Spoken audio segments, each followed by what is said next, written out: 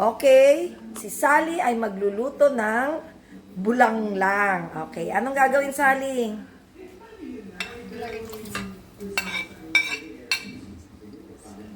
Papakuluan. Okay, so may tubig tayo dito. Pakukuluan natin yung kamatis, sibuyas, at sili. Lalagyan natin ng paminta.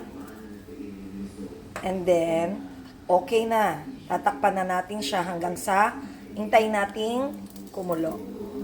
Okay, ayan, kumukulo na yung ating mga ilalagay na natin ang kalabasa.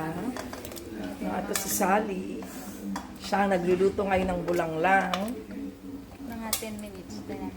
Okay, so by 10 minutes, papalambutin lang natin yung kalabasa. So, tatakpan ulit natin.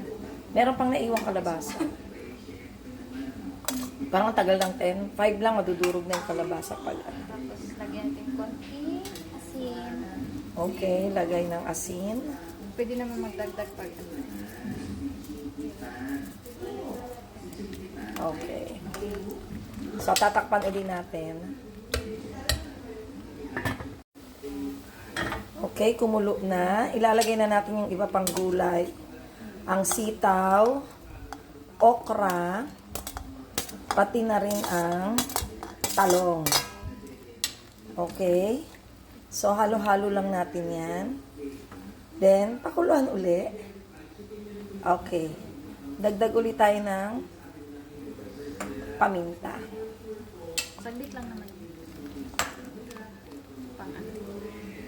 Parang sinabawang gulay lang pala yan. Okay. Okay, so another kulo. Then, ilalagay na natin yung ang alokbati. Dahon ng alokbati. Yan, ang ating bulanglang. So, yung sabaw lang niya, nasa sa inyo na yan kung gusto nyo pang lagyan ng bagoong. So, lalagyan natin kung habang kinakain nyo, maglagay na kayo ng bagoong with sili. Or, nasa sa inyo rin kung gusto nyo lagyan mismo ito ng gulay natin na bulanglang ng bagoong. So, ito, hintayin na lang natin kumulo and then ready na to eat. Okay, so, ito na ang ating bulanglang. Minsan, ang bulanglang, naglalagay din tayo ng pritong isda. Nilalagay natin yung galunggong na isda. Sinasama na natin dito sa gulay. So, marami pwedeng gawin dito sa ating bulanglang. Actually, parang sinabawang gulay nga lang itong amin. Kasi kulang, walang bagoong at saka yung isda. Ang bulanglang talaga yung merong isda at saka bagoong. So, ito yung sabaw ng gulay lang talaga. Kaya mas masustansya siya.